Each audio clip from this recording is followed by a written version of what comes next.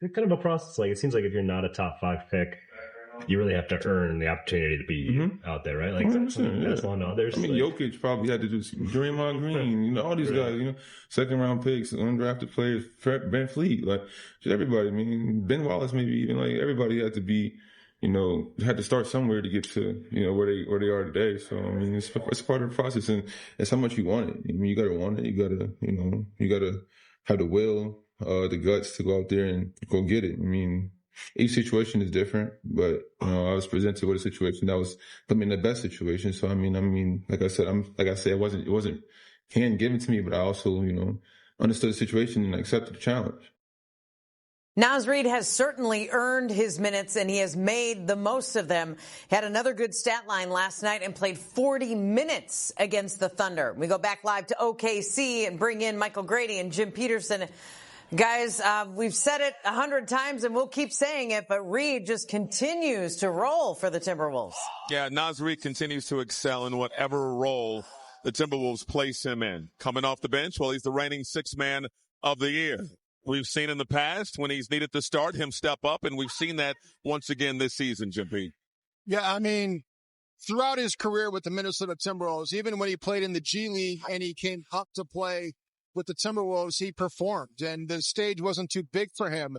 And so, as you just said, I mean, whether he's coming off the bench or in a starting role, he flourishes. And so you see the stat line from the last game last night, and the fact that, in the last 10 games since Julius Randle went down with the groin injury, it's been Naz Reid who's used his many skills to attack from every angle, from the right corner, left corner, in transition from the top of the circle, the way that he's been able to offensive rebound the basketball, put the ball on the floor, and the dribble moves that an assortment of moves that he's had. So you see the numbers of, when he's coming off the bench for Minnesota versus when he's started these last 10 games. The rebounding numbers are up. The assisting playmaking numbers are up.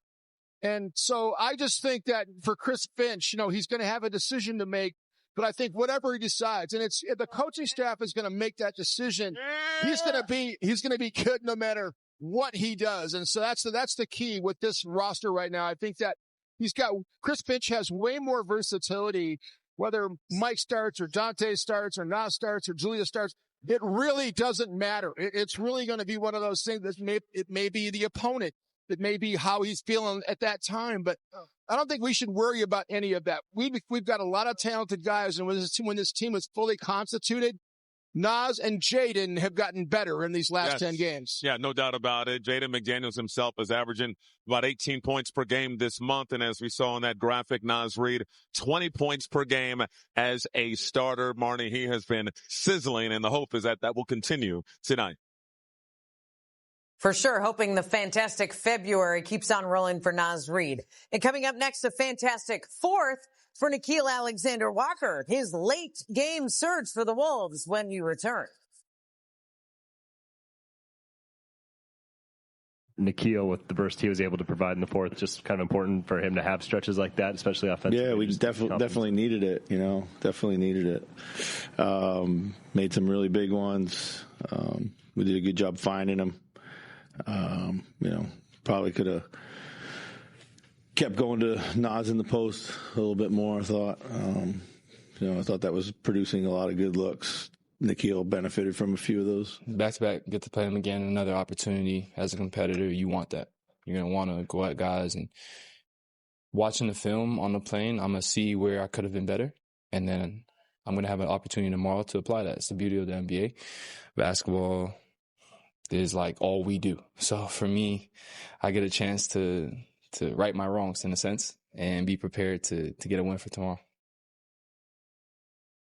Have to love that attitude out of Nickeil Alexander-Walker, who has arguably been Minnesota's most consistent player throughout the entirety of the season, from game one to where we are right now, because he brings the energy and the effort on the defensive end every single night. And then there are games like last night when he gave the Wolves a huge offensive burst late in the game when they needed it most. He's always, like you just said, Ben, somebody who the Wolves can really rely on. You think about this. The Wolves went into that fourth quarter. They were down 7. Yeah, Nas came and hit a tough 3, but then Nikhil was able to rattle off 4 threes to start this one. He made a big one that gave the Wolves the lead at under 9 minutes, and then he made another 3 that was able to put the Wolves at 5. So these are not like garbage time threes. He was competing in this game to make sure that the Wolves had a chance. If you think about his catch and shoot threes, I mean, I love what he did in the scoring per quarter. But if you think about the catch and shoot threes, I think that's where Nikhil really shines. He's 45% on catch and shoot threes, which allows him to have quarters where he has 14, 13, 12, 11, right? Because he is able to just work off of what the rest of these guys are creating. You know that Ant is going to be someone that draws a lot of attention. So when Nikhil just figures out how to spot up, he's able to have big games just by being able to be available and knock down the catch and shoot 3. It's been a nice 3-game stretch for Nikhil Alexander-Walker. We saw he had 13 points in the fourth quarter last night, and his toe was on the line on one of the original threes that was changed to a 2. If that had counted, he would have tied his career high for any quarter. Still an important effort that he gave the Timberwolves last night. And it is worth repeating that Jalen Clark is not only available, he is in the starting lineup for the Timberwolves tonight. He was a plus 20 in 18 minutes of a game that the Wolves lost by 7 points. I mean, that's incredible. And it tells you how important he is on the defensive end against a player like Shai Gilgeous-Alexander. He is carving out more and more value for himself because of what he does defensively consistently, and then being able to just play clean basketball on the offensive end. He doesn't try to force anything. He's figuring out how to get downhill and finish over big defenders. He's able to knock down the 3 when it comes to him. So the value for this young guy, I think that it's been extremely impressive. And it's important that he's going to be able to play, especially when you're talking about trying to guard guys like Shai Gilgeous-Alexander, because he's somebody that's going to bring the physicality to the point of attack. You know, I think about like Marcus Smart when I look at him, just the build, the physicality, the want to be able to play defense to help your team, and the understanding of how important it is to not take possessions off defensively, but be committed to do whatever it takes to carve out value for itself. So you see guys like Clark carving out value. Really important to have him back in the lineup. Terrence Shannon Jr. has been another guy who's young and continues to carve out value for himself, especially on the defensive end, right? Another guy that plays good defense. And that is going to be at the top of the list for what the Wolves need to do. You gave up 130 points. You know, you allow OKC to shoot 54% from 3. So defensively, they need to make some strides. And it starts, you know, with adding a young guy like Jalen Clark back into the lineup. And when you see these little back-to-backs against the same opponent, we often refer to them as a mini playoff series. Well, this is these teams playing each other 3 times in 4 games. This now really does become like a playoff series. You're very familiar with these, with your time with the Lynx.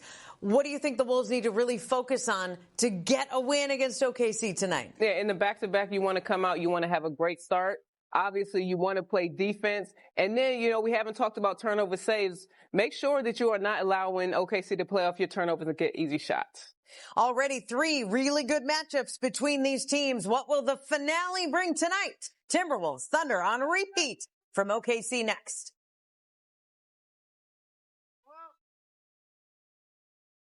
Are in Oklahoma City for the second time in 2 nights. It's the Timberwolves taking on the Oklahoma City Thunder. And we welcome you inside Paycom Arena alongside Jim Peterson. I'm Mike Grady. Leah B. Olson joins us as well. As I mentioned, of course, these 2 teams got together last night at Target Center. It was the 3rd meeting of the season between these 2 teams. Started off slow, got interesting, but OKC showing why they're the number 1 team in the West. Got off to a great start, something that Minnesota kept them from the last time they saw each other in Target Center just a couple games earlier, right before the break. And so 72% shooting for OKC in that first quarter. And Shai Gilgeous-Alexander was getting off against Minnesota's mixing of defenses. They played some zone, some man, and tried to trap him a little bit as well. Second quarter was Minnesota's, though. They came storming back. Ant was fantastic. And Minnesota actually took the lead at halftime. Little half-court shot by Jalen Williams, J-Dub at the end of the quarter that kind of killed the buzz a little bit, but still it was great momentum. Fourth quarter, though, I tell you what, Nikhil kept Minnesota in the game, 11 straight for him. He had 13 in the quarter. It was really, his 3-point shooting was amazing, and just too much Shai Gilgeous-Alexander and Alex Caruso as well. Caruso hit those 3 threes, Michael, in that fourth quarter to give OKC that separation. And then Shai Gilgeous-Alexander was just fantastic down the stretch. And you're right. It showed you why they're number one in the Western Conference and what they're doing. 37 points last night from Shai Gilgeous-Alexander. Hit some timely threes. Got to the free throw line, which we're accustomed to seeing. The Timberwolves have a tall task, shorthanded once again, to try to slow down one of the most potent offenses in the NBA. What adjustments will they make on the defensive end? Leah B takes a look after this timeout.